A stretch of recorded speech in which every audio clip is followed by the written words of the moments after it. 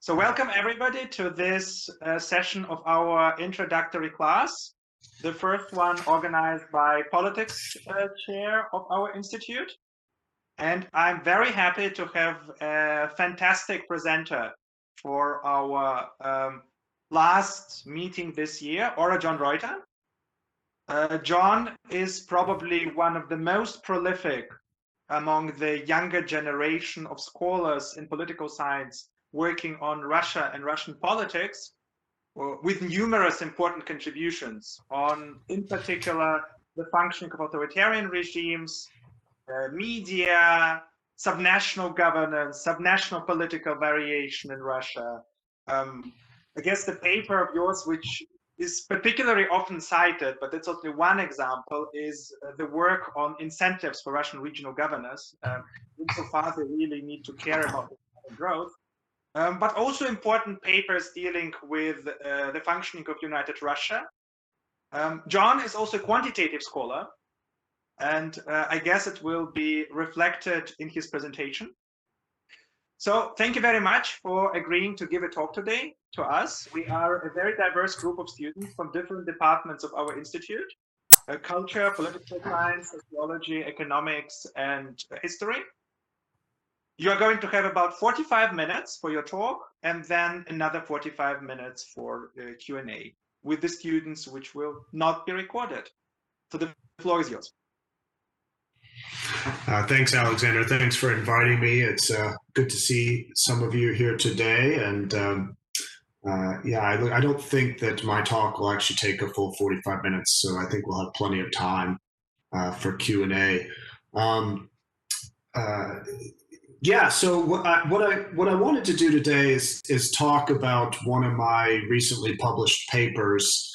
And I wanted to talk about this paper both because I think it raises some interesting questions in its own right about the role of electoral fraud in Russia and the impact it has on regime stability. But also I think it's a paper that uses a lot of survey data, and I think it gives us a chance to talk more broadly about some questions about public opinion in non-democratic regimes like Russia. So issues related to preference falsification, whether people tell the truth when they talk to pollsters, that is, issues related to public support for Putin.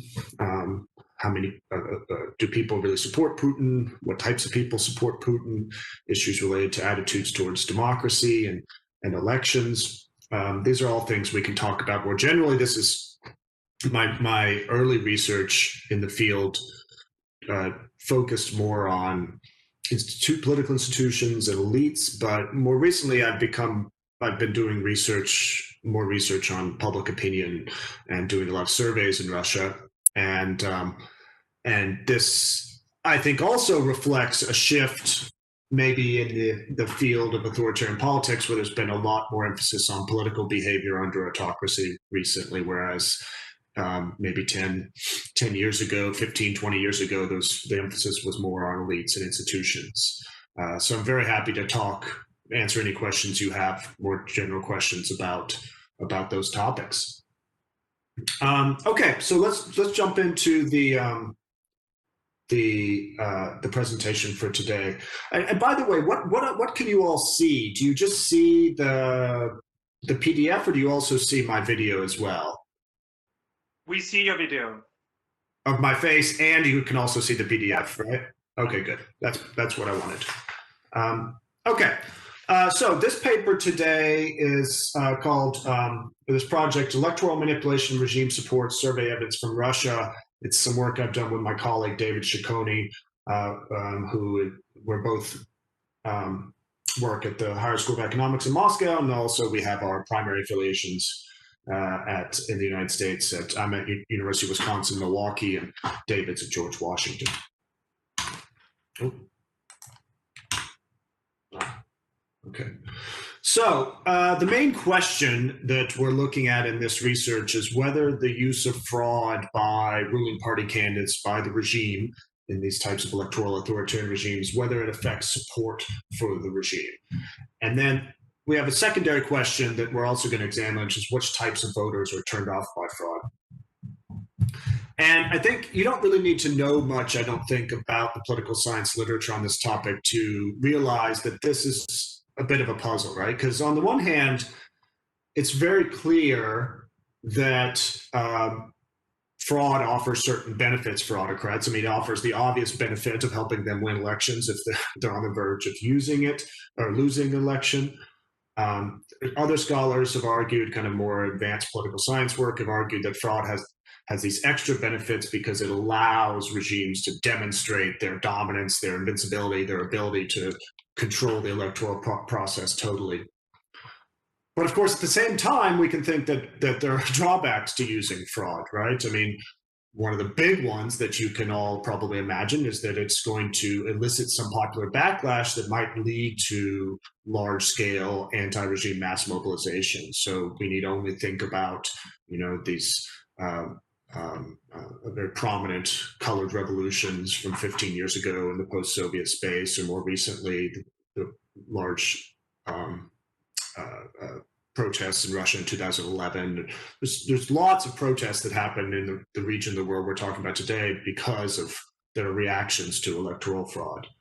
So one potential cost of fraud is that it upsets the opposition or opposition-minded voters, and they spill into the streets and demand the regime step down.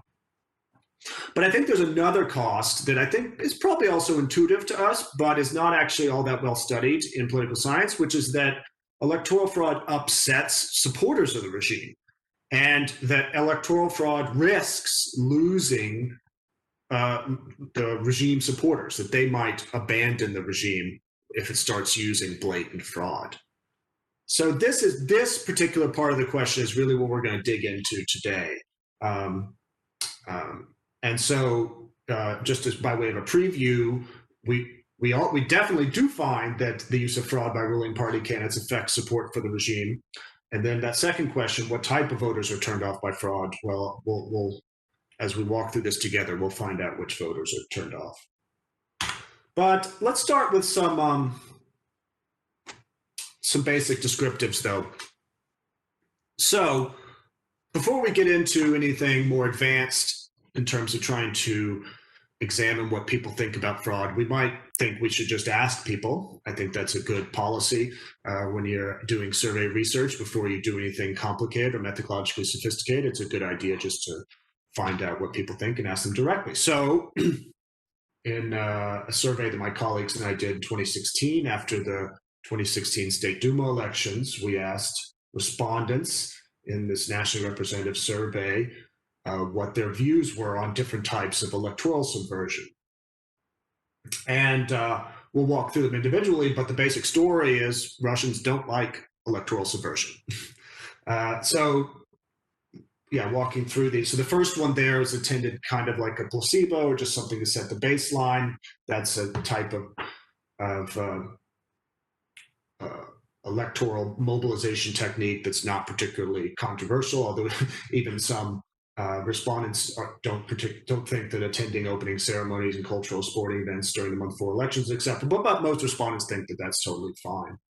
The other items are different forms of electoral subversion here. So universally, respondents, they say they don't think it's acceptable to limit opposition candidates from appearing on television, creating obstacles for opposition candidates to register for elections. Interestingly, and this is consistent with survey research in other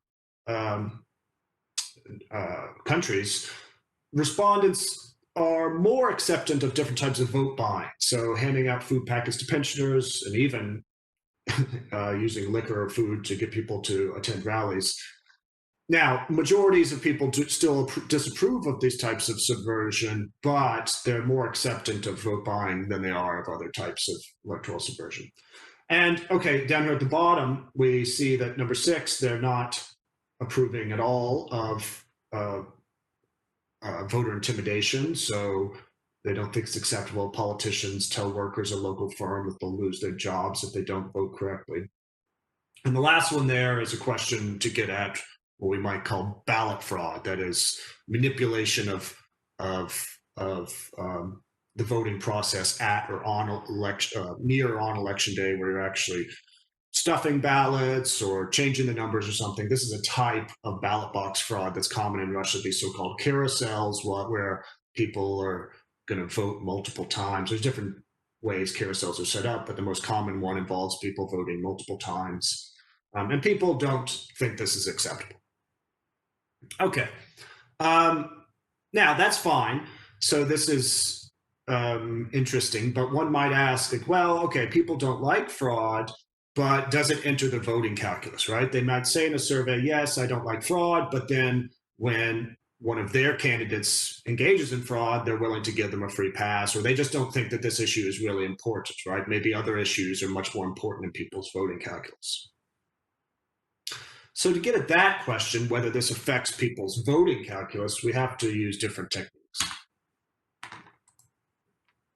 Oops. So the technique that we're going to use in this paper is called a survey experiment, is framing experiment. You're all probably familiar with how experiments work more generally, and a survey experiment is just an experiment that is done in a context of a survey. And the randomization is done by giving some respondents in a given question prompt one version of a question, but other respondents, or another randomly selected group of respondents, a different version of the survey prompt. And then under the expectation that those two groups are truly randomly selected, that is, they're alike in every way except for the differences in question wordings that the different groups get, then you can derive an estimate of the effects of receiving those different question wordings on the outcome that you're interested in. So let's just see how this works here in this particular example. So we have this vignette that we give to respondents, and we say to respondents, imagine during the next State Duma elections, and then we actually varied the professional background of the candidate we're going to talk about in the vignette. But just to say, that's actually not at all what we care about in this research today, what I'm going to talk about. So I'm actually not going to talk about that anymore for the rest of the presentation. We varied the professional background. They're either an entrepreneur, a doctor, or a factory worker. But for everything going forward, we end up just merging those categories together. Anyways, so this person is nominated by United Russia in your voting district. He's 50 years old. His program focuses on these things. During the campaign, there emerges some interesting information about the candidate. On the one hand, it becomes known that he adopted 2 disabled children from a local orphanage. On the other hand, though, there emerges some information that it becomes known.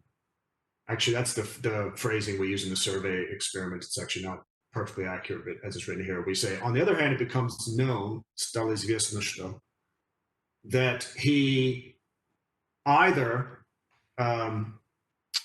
gave out presents to voters before the election, engaged in vote buying, organized carousels to take voters to the polls, so engaged in ballot box fraud, or threatened several colleagues so that they would vote, engaged in voter intimidation, or engaged in no electoral manipulation whatsoever, in which case that whole sentence is just eliminated. So there's 4 different treatment groups. The sample is split 4 ways.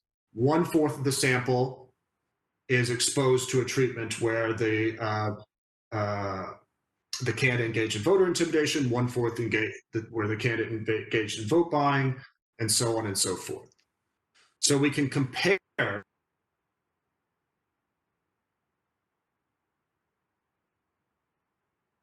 groups to see what the effect is of engaging in some form of electoral manipulation on the voters' expressed likelihood that they would vote for that candidate. Because again, because it's a random experiment, we expect, and we know, we can verify from the data, that the respondents are alike in every way except for the fact that they've received these different treatment prompts here, these different descriptions of the electoral manipulation the candidate engaged in. Okay, so you have 1,475 respondents in the survey who received one of these 3 fraud treatments, and 535 that didn't receive. They're in the control group. They were not treated to believe that the candidate engaged in electoral fraud.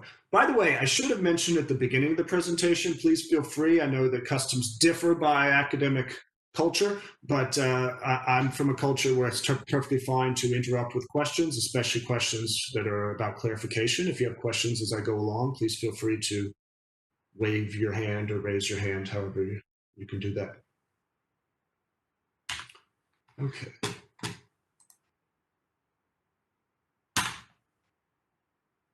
Okay, now, the question, somehow, there it is. Yeah, okay. So before we get into our main argument, or our main question about what types of voters were more turned off by fraud, first let's examine the main results from the survey and see if voters are turned off by fraud at all. And we find that they are, and that the effects are quite large. So again, let's not focus in this graph on the differences between the different professional backgrounds. They in fact turn out to be not very big and not very interesting. But what's interesting is that the respondents who did not receive, the control group, those who did not receive a prompt indicating that the candidate engaged in electoral manipulation, they were much more likely to say that they would vote for the hypothetical candidate, whereas those who received electoral manipulation treatment, they were more likely to say they would not vote for the hypothetical candidate. And interestingly, this is not the main focus of the paper, but it is interesting to note that voters were most likely to punish the candidate for engaging in ballot box fraud, in organizing carousels. And they were slightly less likely, but statistically significantly less likely to punish them for vote buying. And again, that's consistent with literature and other settings, which suggests that some people are somewhat accepting of vote buying under certain circumstances that we can talk about in Q&A if you're interested in. Okay, so let's get to the next question that we're going to look at, though, which is why, let me just look here.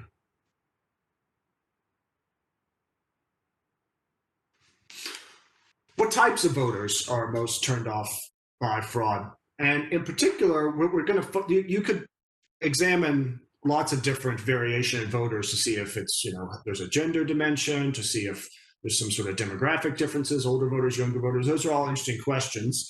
And just because we're interested, we examine some of those questions in the appendix of the paper. But our main theoretical interest in this paper is really looking at the difference between strong regime supporters and so-called swing voters, people who are on the fence about the regime and opponents of the regime, and looking to see how the effect of electoral fraud on regime support varies across different levels of regime support. And this is an important question, I think, for both practical reasons and for political science theory. For practical reasons, if the effect of fraud is only to upset the opposition, like it makes the opposition become even more oppositional, then it may be that fraud doesn't really cost the regime that many votes, right? Do you think you could think of opposition voters who don't really like the regime, and then they learn about having more fraud and they like it even less? So in that case, we might find that, people don't like fraud on average, but it's not costing the regime that many votes. By contrast, if it's really the regime supporters that are, for reasons we'll talk about in a second, that are suddenly now not supporting, withdrawing their support from the regime when they learn about fraud, then fraud could be much more costly for the regime. In terms of political science theory, this is a really important question because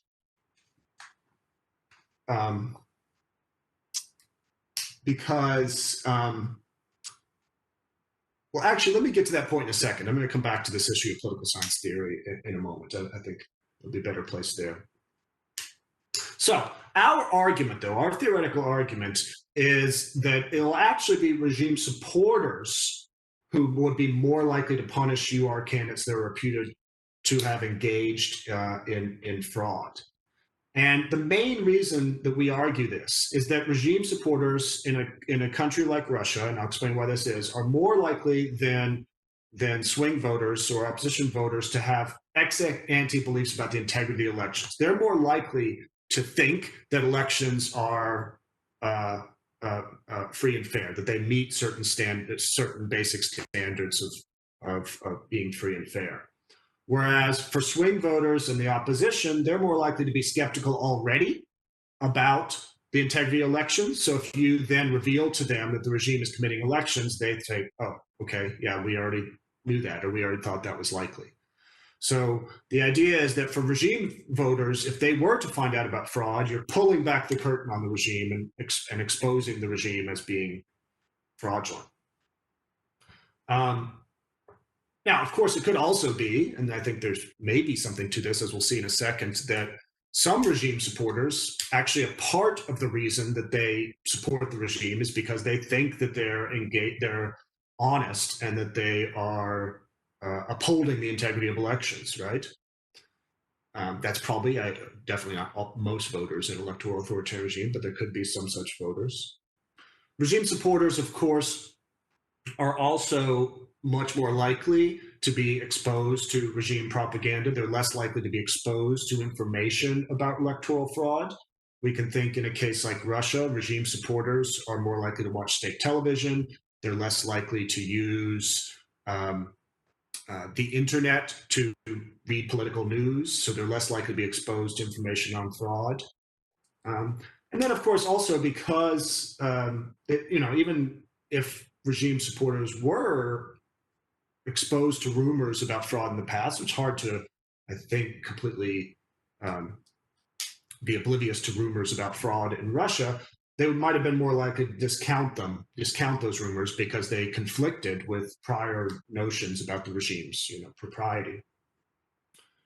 So, but that's our basic argument, that revelation of fraud will do more to alter the assessments of strong regime partisans. Now, so I said that. It's very important to note that there's a very strong alternative hypothesis here. And this is an alternative hypothesis that has actually gained a lot of traction in the United States recently in research on democratic backsliding in the United States. And this alternative hypothesis is the exact opposite of what we propose. It's that information on electoral manipulation will only affect vote choice among independents or undecided voters. So the idea here is that strong regime supporters, they're just going to reject or downweight information about fraud. They're going to it's not going to affect their voting calculus because they're engaging in some form, and there are many forms of motivated reasoning or motivated skepticism. So regime supporters might reason that fraud was somehow justified or served a higher purpose, right? They might say, well, listen, I support Putin. Putin is doing the right thing for Russia, and it doesn't matter if he uses fraud to stay in power because we have to, keep the West from destroying Russian culture. We have to defeat the opposition, which I dislike so much. And if it's using fraud is okay to do that, right? Now, this argument is actually become somewhat popular in the political behavior research recently. There's been some prominent articles that have argued that in settings where electorates are highly polarized, that especially where there's high levels of what we call effective polarization, where people are not just that they have strong ideological beliefs, but that they really dislike the other party, the party that they're not a member of, the out party. In those settings, then people might actually cheer on the use of fraud because it helps their team defeat their politically detested opponents. So a prominent scholar in the study of autocracy, Milan Sfolik, he's done some surveys very much like ours, experiments very similar to ours in Venezuela, and what he finds there is that strong ideological supporters of the Maduro regime in Venezuela, they are less likely to electorally punish the regime when it uses or when it engages in illiberal behavior. His experiment didn't really look at fraud, actually. It looked at some other types of illiberal political behavior. But the basic idea is that, and I think you all, if any of you follow American politics, the basic idea here is that strong partisanship leads people to embrace illiberal policy positions by their co-partisans. So let's see which of these perspectives is borne out by the data in Russia. Now, before we see the results here, it's a very important point to make that everything in our argument hinges on what people's beliefs are about the integrity of elections, right? And one thing that might be surprising to some of you, and I mean, it's even surprising, I think, to people who study Russian politics for a living, is that even though most of us are aware that there is electoral fraud in Russia, a lot of Russian voters don't view elections as fraudulent. So in the 2016 survey that we're analyzing here, 48% of respondents thought the elections were either fully free or mostly free. And that number has been pretty consistent across surveys over the past 20 years. So yeah, this graph is a bit hard to read with the scale, but in the Russian election surveys, which are these surveys that we use for a lot of these analyses, they ask respondents, do you think the last elections were conducted fairly? And then they ask them to rate the fairness of the elections on a 5-point scale, where 1 is completely unfree and 5 is completely free. And so, the average in each of these surveys was above 3. So on average, voters are more likely to think elections are free and fair than they were unfree. But there's, of course, variation here. Some people, of course, lots of people think that elections are not free and fair in Russia, but some do think that they're free and fair. And very importantly, as you might expect, I think for those of you who know something about Russia, one's assessment of the integrity of elections in Russia is strongly correlated with one's attitudes towards the regime. So regime supporters are much more likely to think that the elections were free and fair. We don't need to dig into the details of these regressions, but the first 3 columns here are what I'm referring to. Putin supporters are much more likely to think elections were free and fair, that elections have some sort of impact, that they have meaning, and they're much more likely to think of Russia as a democracy. But one thing that's interesting here, one might think, well, but maybe that's just because, for whatever reason, regime supporters, they have a different view of what democracy is. They have a different view, or more importantly, for our purposes, of what free and fair elections mean. Maybe they hold elections to a lower standard, right? They think that if they're mostly free and fair, then that's okay. But we don't actually find that. So the last 3 columns here, they look to see whether regime supporters are more accepting of different types of electoral subversion. Are they more likely than opposition supporters to think it's acceptable to crack down the opposition or engage in ballot box fraud or restrict the media? And we don't really find that's the case. In fact, in some cases, it's almost the opposite. Regime supporters are more opposed to this type of behavior. I don't want to draw that finding out too much, but the finding is, it's definitely clear that regime supporters don't really seem to be more accepting of electoral subversion, at least in the descriptive data here. Okay, so let's get to our main finding, which is about what we call the heterogeneous effects of the treatment here. So for which groups of respondents did those treatments that we talked about earlier, those electoral fraud treatments, have a bigger effect?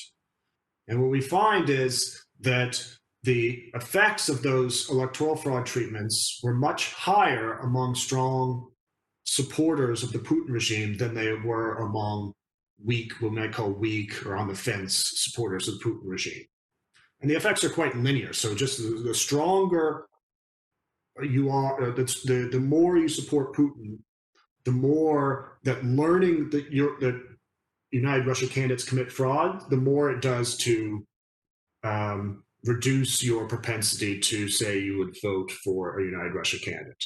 Whereas for the opposition, it doesn't have as much of an effect, and it has more of an effect for swing voters, but less than for strong regime supporters.